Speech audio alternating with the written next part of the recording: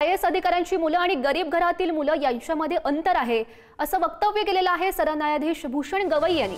आरक्षणाबाबत सरन्यायाधीश भूषण गवई यांच्या विधानानं क्रिमिलेअरच्या मर्यादेची चर्चा आता सुरू झाली आहे। SC मधील ज्यांची आर्थिक आणि सामाजिक प्रगती झाली त्यांना आरक्षणातून बाहेर ठेवलं जावं अशी मागणी आता भूषण गवई यांच्याकडून केली गेली आहे। आरक्षणाचा लाभ गरजूंना मिळाला हवा असंही वक्तव्य त्यांनी केलंय आणि या चर्चेमुळे अनुसूचित जातीसाठी आरक्षणाची मर्यादा घालण्यासंदर्भात चर्चा आता सुरू झाल्याचं बघायला मिळत आहे।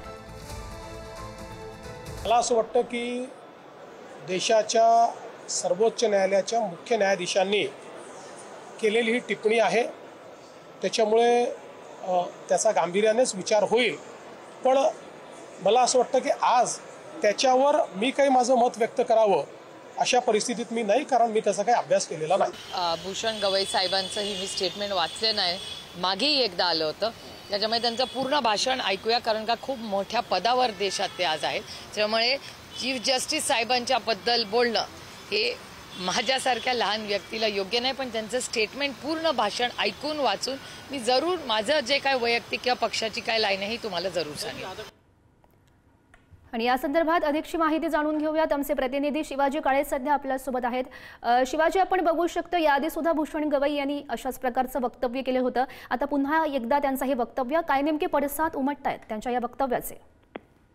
खरं तर 1 ऑगस्ट 2024 सर्वोच्च न्यायालयाने एक निर्णय दिला होता, त्यामुळे स्वतःचाच निर्णय त्यांनी रद्द केला, पण त्यामध्ये त्यांनी म्हटलं होतं अनुसूचित जाती जमाती ज्या आहेत त्याच्यामध्ये आरक्षणाच्या कोट्यामध्ये कोटा असावा। वर्षानुवर्ष आरक्षण देण्यात आलेलं आहे, मात्र अनुसूचित जाती जमातीमध्ये अनेक जाती अशा आहेत की ज्या पोट जाती आहेत त्यांना त्यांचा लाभ मिळालेला नाहीये, म्हणून त्याचं विभाजन केलं जावं आणि या सगळ्या संदर्भामध्ये सातत्यानं चर्चा होत असते।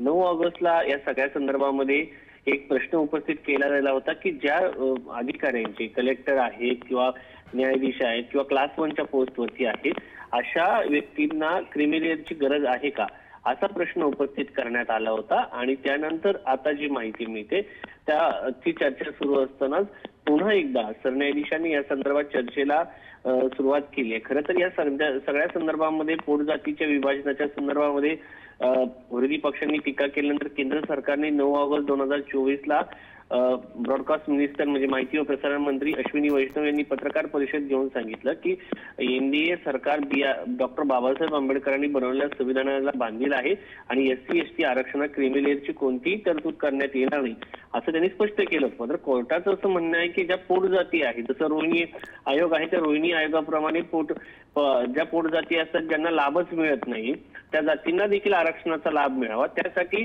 विभाजन करून सर्वांना। शिवाजी, भूषण गवई यांच्या वक्तव्याचे नेमके काय पडसाद उमटतायत हे बघणं महत्त्वाचं असेल। धन्यवाद दिलेल्या सगळ्या सविस्तर